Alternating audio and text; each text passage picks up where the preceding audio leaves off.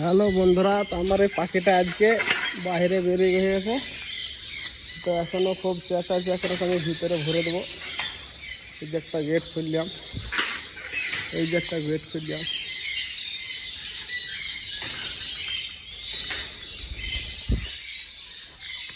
তাল তাল তাল তাল তাল